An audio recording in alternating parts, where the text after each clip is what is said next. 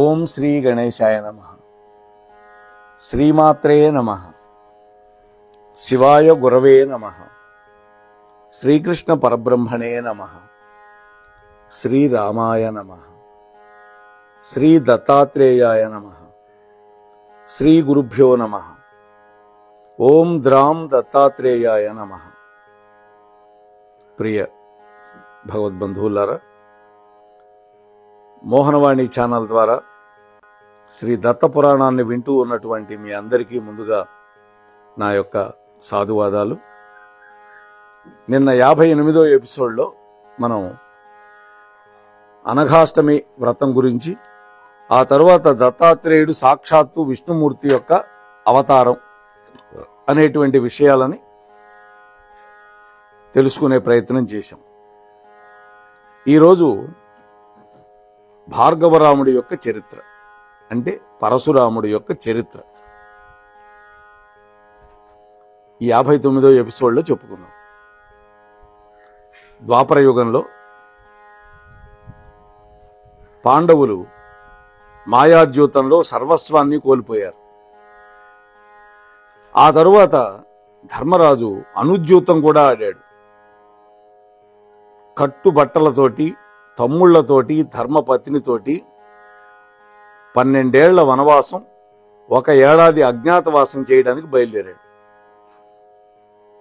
అప్పుడు ధర్మరాజు వెంట కొంతమంది హితులు, సన్నిహితులు, మునులు, బ్రాహ్మణులు నడిచారు. మహాత్ముల వెంట ఎప్పుడూ ఉంటారు. వాళ్ళు అరణ్యాలలో అనేక పుణ్యక్షేత్రాలని సందర్శించుకుంటూ, పుణ్య తీర్థాలలో స్నానాలు చేస్తూ,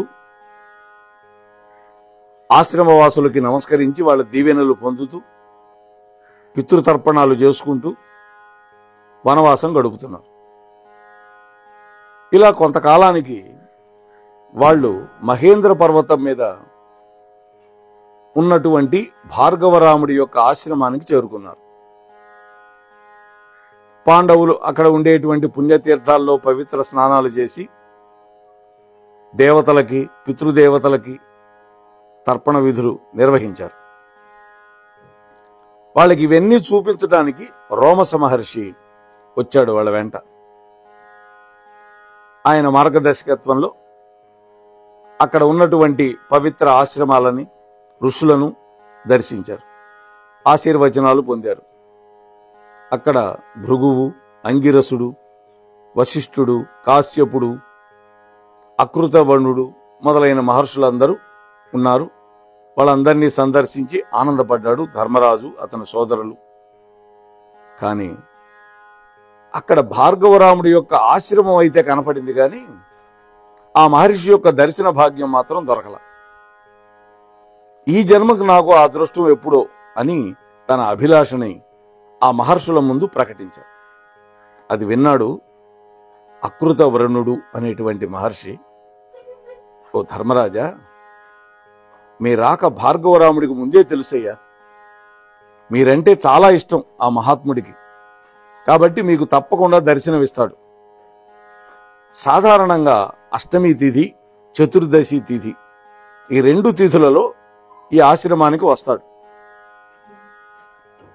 ఇవాళ త్రయోదశి, ఈ రాత్రి గడిచిందా రేపు చతుర్దశి వస్తుంది. కాబట్టి మీరు ఇవాళ రాత్రి ఇక్కడ ఉండగలిగితే రేపు ఉదయం భార్గవరాముడిని సందర్శించుకోవచ్చు అని ఆ ముని చెప్పాడు. దీనికి ఆనందపడి ధర్మరాజాదులందరూ కూడా ఆ రాత్రికి అక్కడే ఆగిపోయారు. అతిథి మర్యాదలు పూర్తయిని అందరూ చక్కగా కందమూలాదులు తిన్నారు, అందరూ కూర్చున్నారు. అప్పుడు ధర్మరాజు మెల్లగా భార్గవరాముడి యొక్క ప్రస్తావన తెచ్చాడు ఆ అకృతవరుణుడి దగ్గర. ఓ మహాత్మా, నువ్వు భార్గవరాముడి యొక్క అనుచరుడివి. ఆ మహాబలవంతుడు చేసినటువంటి ప్రతి పనికి నువ్వు ప్రత్యక్ష సాక్షివి. అందువల్ల ఆ భార్గవరాముడి యొక్క పూర్వ వృత్తాంతం నీకు తెలియని విషయాలు లేవు. ఆ మహానుభావుడు 21 సార్లు క్షత్రియులందరినీ ఏ ప్రకారంగా జయించాడు, ఏ కారణం వల్ల చంపాడు, ఈ వివరాలు యథాతథంగా తెలుసుకోవాలని నా కోరిక ఉంది. అందుకు మీరొక్కడే సమర్థుడు. అందువల్ల దయచేసి నాకు ఈ విషయాలన్నీ చెప్పి నన్ను కృతార్థుణ్ణి చేయండి అని ప్రార్థించాడు. అప్పుడు ఆ అకృతవ్రణుడు చెబుతున్నాడు, ఓ ధర్మరాజా, భృగువంశంలో జమదగ్ని కుమారుడుగా పుట్టాడు భార్గవరాముడు. అందువల్ల ఆయనకి జామదగ్నుడు అనే పేరు వచ్చింది. భయంకరమైన వజ్రాయుధం లాంటి గండ్రగొడ్డల్ని ధరించి పరశురాముడై మహావీరుడుగా విఖ్యాతి పొందినటువంటి ఆ మహానుభావుడి యొక్క దివ్య చరిత్ర చెబుతాను, వినవయ్యా అంటున్నాడు. మనం కూడా విందాం. పూర్వం హైహై వంశంలో పుట్టినటువంటి కార్తవీర్యార్జునుడు ఈ భార్గవరాముడి చేతిలో చచ్చాడు. అతడికి 1000 బాహువులున్నాయి.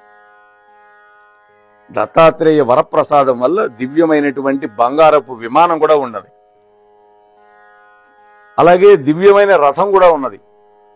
ఆ రథం ఆకాశంలో గాని, భూమి మీద గాని, నీళ్ల మీద గాని ఎక్కడైనా ఆయన అది నడుస్తుంది. అంటే దాని గమనానికి అడ్డు అదుపు లేదు. ఆ రథాన్ని ఎక్కి సమస్త భూపాలకుల్ని ఓడించి తనకి సామంతులుగా చేసుకున్నాడు. 7 ద్వీపాలతో కూడినటువంటి సమస్త భూవలయాన్ని తన ఏలుబడిలోకి తెచ్చుకున్నాడు చక్రవర్తిగా.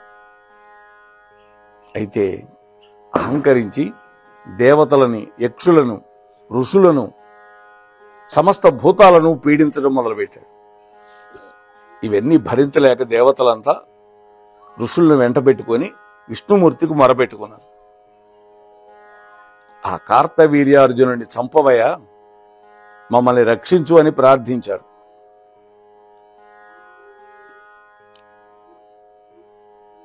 అతడి ఆగడాలు మితిమీరిపోయినాయి, ఇక ఉపేక్షించకూడదు అని అందరూ విన్నవించారు. విష్ణుమూర్తి అందరి బాధలు విన్నాడు. సరే, ఆలోచిస్తాను, వెళ్ళండి అని వాళ్ళని పంపించాడు. తాను బయలుదేరి అక్కడి నుంచి బదరికావనం చేరుకున్నాడు. ఇదే సమయంలో భూమండలంలో కన్యాకుబ్జాన్ని గాధి అనేటువంటి ఒక మహారాజు పరిపాలిస్తున్నాడు. కన్యాకుబ్జం అంటే ఇప్పుడు మనం కనోజ్ అంటున్నాం. మహాబలశాలి ఆ రాజు, పరాక్రమం కలిగిన వాడు. పరిపాలనా బాధ్యతల్ని మంత్రులకు అప్పగించి కొంతకాలం భార్యను వెంట పెట్టుకుని వనవాసం చేశాడు. ఆ సమయంలో ఆ రాజదంపతులకు ఒక ఆడపిల్ల పుట్టింది.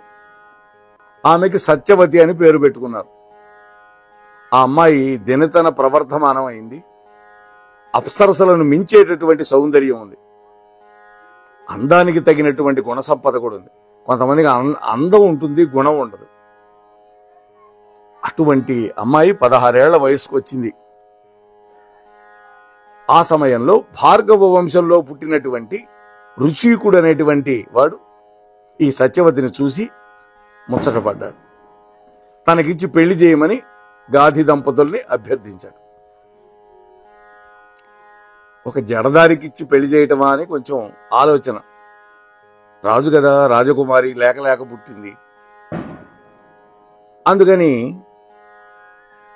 మా వంశంలో ఒక ఆచారం ఉంది మహర్షి, కన్యాశుల్కం ఇవ్వాలి అన్నాడు.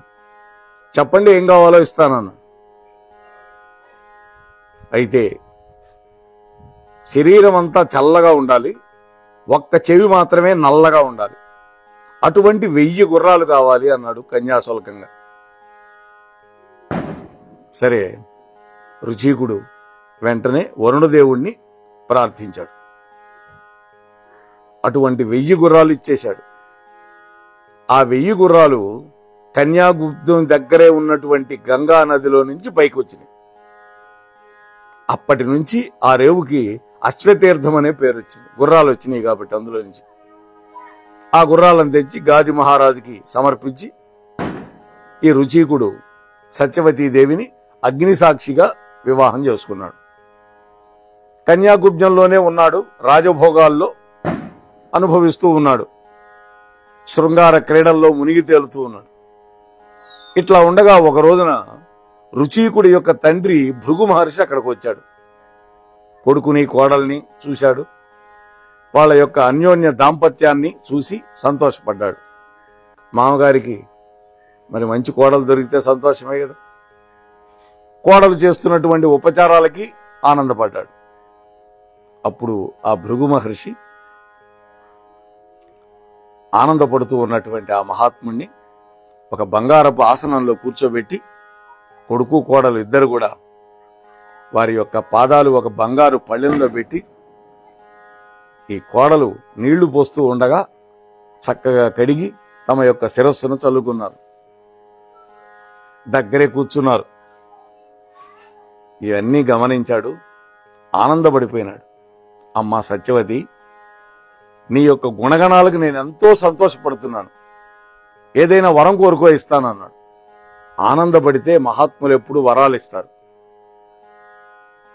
అప్పుడు ఆమె అన్నది, మహాత్మా, నాకు నా తల్లికి ఇద్దరికి కూడా పుత్ర సంతానం కలిగేటట్టుగా వరం ఇవ్వండి అని కోరింది. తనకి తన తల్లికి కూడా. భృగు మహర్షి తథాస్తు అన్నాడు. అమ్మా, ఋతుస్నాతం అయిన తర్వాత నువ్వు మేడి చెట్టును కౌగలించుకో. ఇదిగో ఈ హవిస్సు ఇస్తున్నాను, చెరువు, దీన్ని భోజనం చెయ్యి. అట్లాగే నీ తల్లిని రావి చెట్టును కౌగలించుకోమను. ఇదిగో ఈ చెరువుని ఆరగించమను. భద్రంగా పట్టుకు వెళ్ళు. దీన్ని మీ తల్లిగారికి ఇవ్వు అని చెప్పి 2 చెరువులు కోడలికి ఇచ్చాడు. చెరువు అంటే మన ఊళ్ళో ఉండే చెరువు కాదు. యజ్ఞంలో సమర్పించేటటువంటి పవిత్రమైనటువంటి పదార్థం, దాన్ని చెరువు అంటారు. సరే, అయితే భారతంలో కొంచెం తేడాగా ఉంది. అంటే రుచీకుడే వరం ఇచ్చాడు, ఈ యొక్క చెరువులు తయారు చేసి ఇచ్చాడు అని ఉన్నది. ఇక్కడ భృగు మహర్షి ఇచ్చినట్టుగా చెప్పారు. సరే, ఏదైనా ఆత్మావై పుత్రనామాసి, తండ్రికి కొడుక్కి ఏమి తేడా లేదుగా, ఎవరిచ్చినా ఒకటే. సరే, ఆ మహర్షి వెళ్ళిపోయాడు. ఈ తల్లి కూతుళ్ళకి ఒక విచిత్రమైన విపరీతమైన ఆలోచన వచ్చింది. అమ్మా, మనిద్దరం చెరువులు మార్చుకుందాము. ఇది మహాభారతం అనుశాసన పర్వంలో ఉన్నది అని వాళ్ళు ఏం చేశారంటే, తల్లి కౌగిలించుకోవలసినటువంటి రావి చెట్టుని కూతురు, కూతురు కౌగిలించుకోవలసినటువంటి మేడు చెట్టుని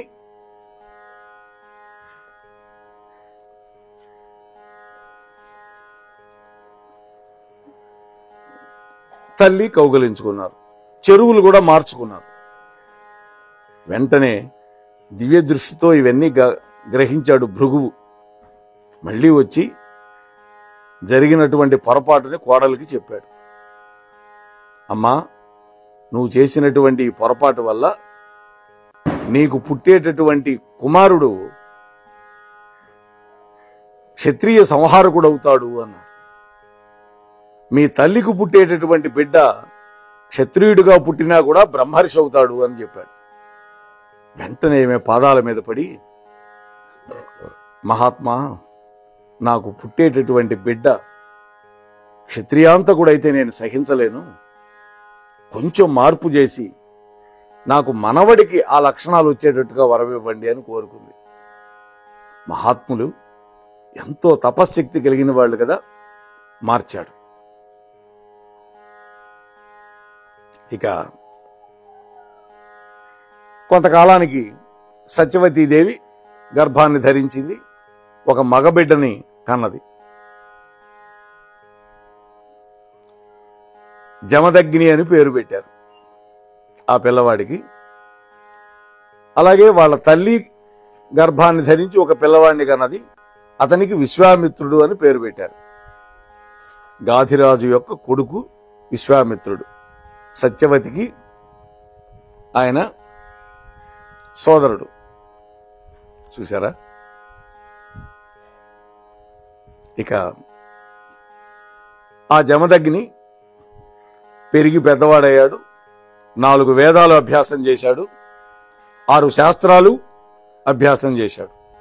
గొప్ప తేజస్వి అయినాడు. మహాతపస్యాలైనాడు.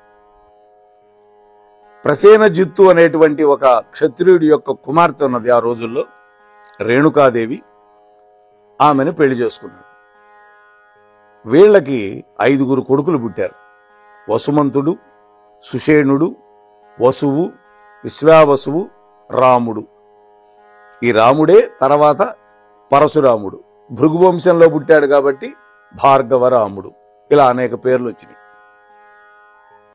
సరే, ఒకనాడు ఈ రేణుకాదేవి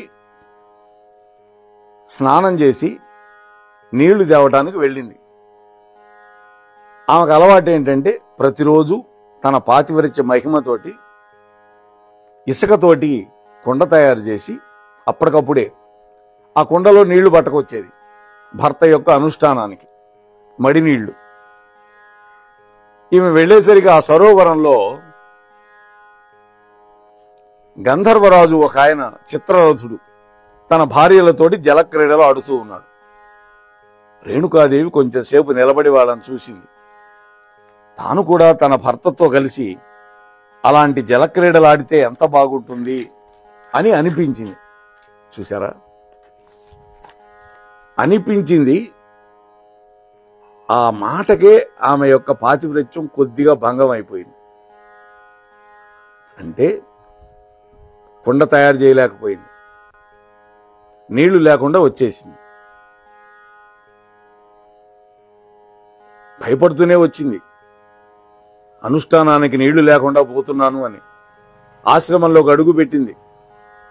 ఆ రేణుకాదేవిని జమదగ్ని మహర్షి తేరిపార చూశాడు. ముఖంలో బ్రాహ్మణ కళ లోపించడాన్ని గుర్తించాడు. ఆగ్రహం కట్టలు తెంచుకుంది.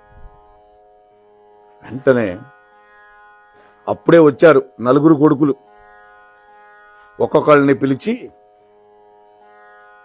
మీ అమ్మని ఈ ఖడ్గంతో నరికేసేయండి అన్నాడు. చూడండి, అయితే ఆ కుమారులు కన్న తల్లిని చంపడానికి మనస్సొప్పగా స్థాణువుల్లాగా నిలబడిపోయారు. దీనివల్ల జమదగ్నికి మరింత కోపం వచ్చింది. నా మాట మీరు పాటించలేదు కదా, అందువల్ల మీరు 4 ఈ అరణ్యాల్లోనే మృగాల్లాగా పక్షుల్లాగా జడమయమైనటువంటి జీవితం గడపండి అని శపించేశాడు. అంతలోకే పరశురాముడు వచ్చాడు. వెంటనే జమదగ్ని పరశురాముడిని పిలిచి, ఓ రామా, ఇదే నా ఆజ్ఞ, మీ అమ్మ తలకాయ నరికేసే అన్నాడు. పాపశీల మీ తల్లి సంహరించు అన్నాడు.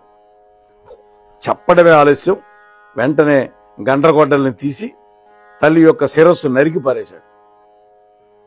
అప్పటికి గాని జమదగ్ని కోపం చల్లారల. సంతోషపడ్డాడు. నాయనా భార్గవరామ, నీ యొక్క పితృభక్తికి సంతోషించాను, నీకేం వరం కావాలో కోరుకో అన్నాడు. భార్గవరాముడు తండ్రి ఆజ్ఞ పరిపాలించాడు అంటే తండ్రి యొక్క తపశ్శక్తి ఎంతో ఆయనకు తెలుసు.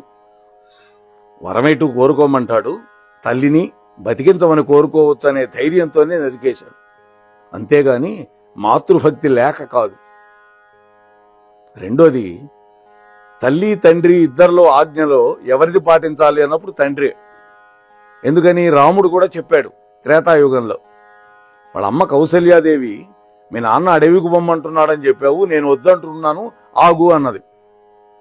కుదరదమ్మా, మన ఇద్దరం కూడా తండ్రి యొక్క ఆజ్ఞలకు బద్ధులుగా ఉండాల్సిందే అని ధర్మాన్ని చెప్పాడు అక్కడ రామచంద్ర ప్రభు. వెంటనే వరం కోరుకోమన్నాడు కదా, ఆనందపడిపోయి, తండ్రి మా తల్లి వెంటనే జీవించాలి, అంతేకాదు నేను ఆమె యొక్క శిరస్సు ఖండించినటువంటి వృత్తాంతం ఆమెకు గుర్తు కూడా ఉండకూడదు. అంతేకాదు తండ్రి, నా సోదరులు 4 శాప విముక్తులు కావాలని కూడా నాకు వరం కావాలి. అంతేకాదు తండ్రి, తల్లిని చంపినటువంటి దోషం నాకు అంటకూడదు. రణరంగంలో అప్రతీతమైనటువంటి శక్తి, దీర్ఘాయుష్యువు నాకు ఉండాలి అని రాముడు కోరుకున్నాడు. జమదగ్ని తథాస్తు అన్నాడు. అప్పటికప్పుడే రేణుకాదేవి నిద్రలో నుంచి మేల్కొన్నట్టుగా కళ్ళు తెరిచింది. అన్నయ్యల యొక్క జడత్వం వదిలిపోయింది. తాను కూడా మాతృహత్యా దోషం నుంచి విముక్తుడయ్యాడు. ఆ తరువాత కొంతకాలానికి కార్తవీర్యార్జునుడు జమదగ్ని ఆశ్రమానికి వచ్చాడు.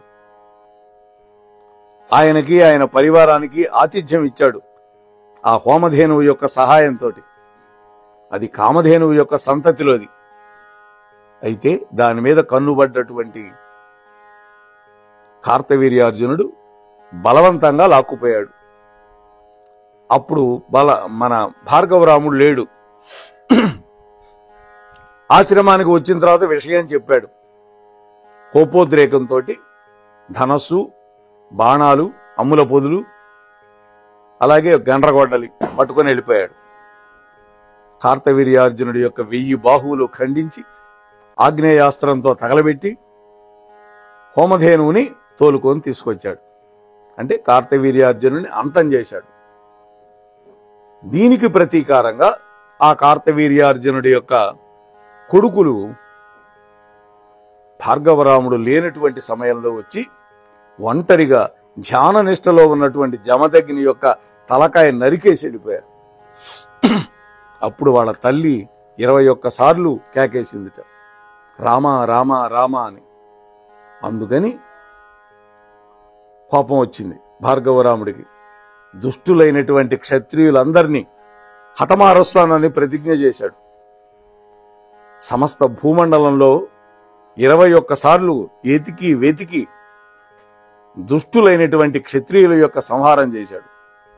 వాళ్ళ రక్తంతో శమంత పంచకంలో 5 మడుగులు నింపాడు, 5 చెరువులు. ఆ తరువాత పితృతర్పణాలు ఇచ్చాడు. ఆ తరువాత 10 బారల పొడుగు 9 బారల వెడల్పుతోటి ఒక బంగారపు వేదికను నిర్మించాడు. భూరి దక్షిణలతో మహాయజ్ఞం చేశాడు. ఆ యజ్ఞానికి సంతోషించినటువంటి బ్రహ్మ వరం కావాలంటే కోరుకోమంటే ఈ 5 రక్తపు మడుగులు పుణ్యతీర్థాలుగా మారిపోవాలి. ఇందులో స్నానాలు చేసిన వాళ్ళందరికీ నీ లోకానికి తీసుకువెళ్ళాలి నువ్వు అని కోరాడు. అందుకనే ఇప్పటికీ కురుక్షేత్ర ప్రాంతంలో ఈ శమంత పంచకం అనేది ఉన్నది. సరే, యజ్ఞం పూర్తయిన తర్వాత ఆ యజ్ఞ వేదిక, ఆ బంగారపు వేదికని ప్రధాన ఋత్విక్కు అయినటువంటి కశ్యపుడికి దానం చేశాడు. దాన్ని ఆ మహర్షి సమభాగాలుగా చేసి ఆ యజ్ఞంలో సహకరించినటువంటి ఋత్విక్కులందరికీ పంచాడు. అప్పటి నుంచి ఆ బ్రాహ్మణులకి ఖండవాయనులు అని పేరు వచ్చింది. అలాగే తాను సంపాదించినటువంటి సమస్త భూమండలాన్ని కాశ్యపుడు అనే బ్రాహ్మణుడికి దానం చేశాడు. అప్పటి నుంచి భూమికి కాశ్యపి అని పేరు వచ్చింది. ఆ కాశ్యపుడు దానిని అనేక భాగాలుగా చేసి బ్రాహ్మణులకు పంచాడు. ఆ తరువాత భార్గవరాముడు సరస్వతీ నదిలో అవభృత స్నానం చేశాడు. తన కల్మషాలు తొలగించుకున్నాడు.